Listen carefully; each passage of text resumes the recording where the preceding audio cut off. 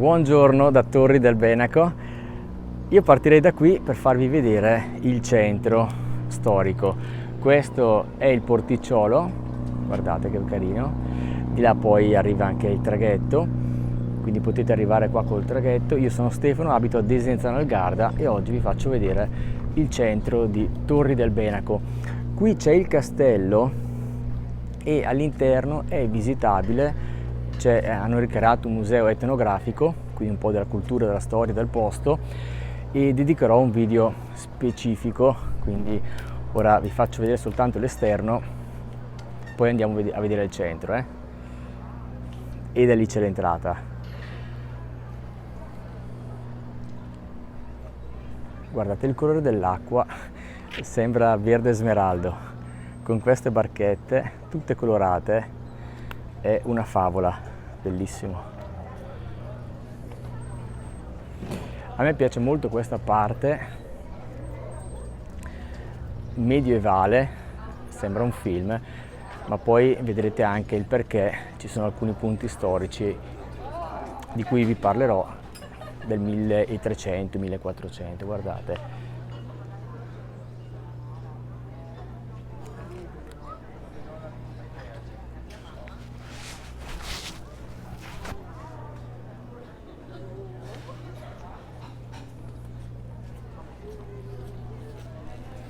Ora di là a sinistra si va sul lungolago, ho già fatto un video, mentre noi andremo qua a destra e vi faccio vedere un po' il centro. Allora, quello che state vedendo è il palazzo del XV secolo della Gardesana. Quindi è stato costruito all'inizio del 1400 dalla famiglia Calderini sulle fondamenta di un edificio di epoca romana adibito a magazzino per le merci in attesa di essere trasportate via lago.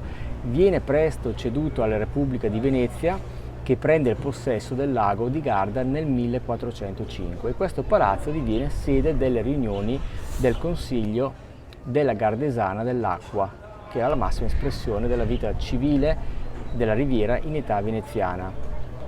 Ma riprendiamo il giro e prima di andare di là in quella direzione io però mi prendo un caffettino qua al bar qua davanti perché mi piace tantissimo questo posto.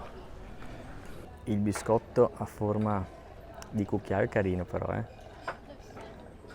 Bene, riprendiamo il giro con un piccolo problema tecnico, nel senso che il video che farò adesso l'ho registrato una settimana dopo, nel senso che la camicia è la stessa perché ho voluto dare continuità, ma mentre vi faccio vedere il posto ho avuto un piccolo problema perché il telefono non ha registrato, quindi se vedete che magari ho un po' più di barba o sono pettinato in modo diverso è perché, giusto per precisione ve lo dico, questo pezzo l'ho girato oggi è lunedì e c'è anche il mercato, però non fa nulla, cioè non cambia nulla per voi. Intanto vi faccio vedere alcune viette, guardate che carine.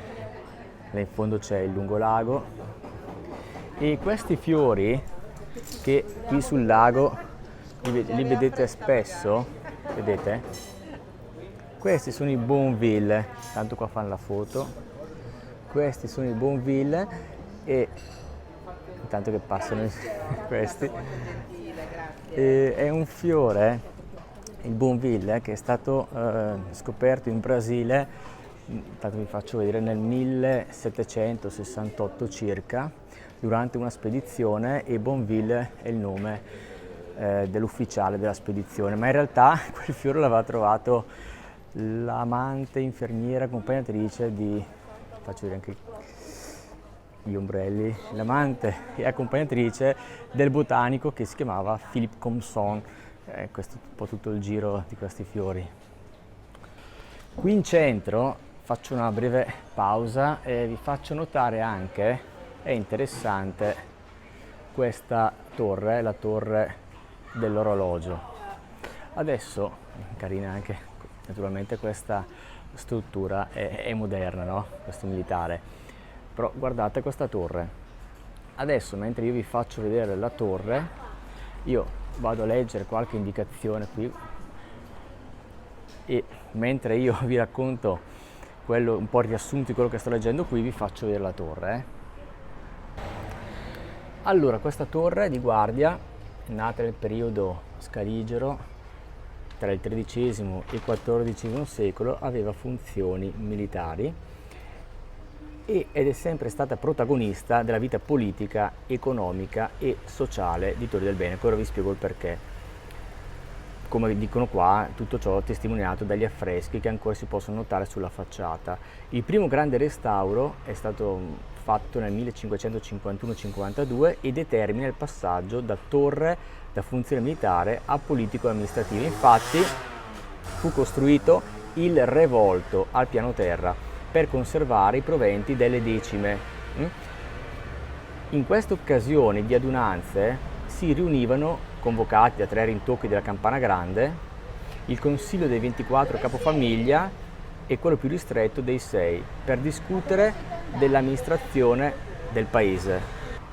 Mentre l'orologio è comparso nel 1561 ed è uno dei primi orologi della regione di tipo solare con computo all'italiana. Ora vi faccio vedere un po' il centro. Poi arriviamo fino alla torre più avanti, dove c'è poi la chiesa, e da lì in poi il video riprende come settimana scorsa, perché è proprio questo pezzo del centro che non si è registrato. Quindi vi ripeto, ho messo la camicia uguale per dare un po' di continuità al video, però ho la barba come vedete. Qui c'è anche il mercato. Devo alzare la telecamera a volte perché c'è la gente, dà fastidio se riprendo. Qui stanno... qui c'è sempre la mostra di quadri, e anche l'altra volta c'era la mostra, vedete? Li stanno mettendo, probabilmente tutti i giorni c'è, perché anche l'altra volta ho visto la mostra.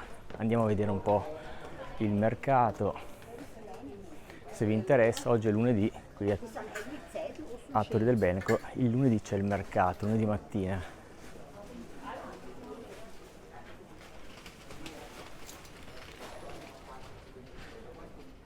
Guardate che bello quel palazzo, là, si vede col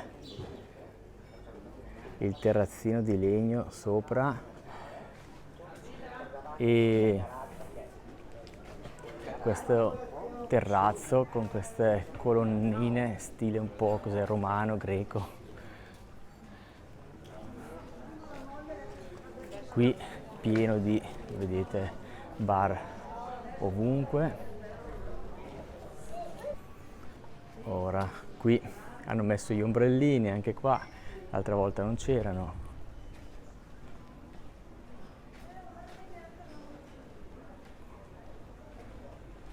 Qui ci sono meno negozi e qui arriviamo adesso a vedere questa torre. Ora ve la spiego, vedete? Questa è la torre del re Berengario, se l'ho pronunciato bene, non ricordo esattamente, ma adesso vado a leggere le indicazioni e vi racconto tutto. L'altra volta qui non c'era il mercato, la piazza era completamente libera, e da adesso in poi riprendo il video dalla settimana scorsa e vi faccio vedere la torre, ripeto, con il video vecchio, quindi adesso non vedrete il mercato. Allora vi do qualche informazione in sintesi. Quindi la caduta dell'impero romano, le popolazioni germaniche dilagarono anche naturalmente sulle rive del Benaco, e a partire dal VI secolo sulla costa veronese, sulle pendici del Baldo, si stabilirono nuclei goti e di Longobardi.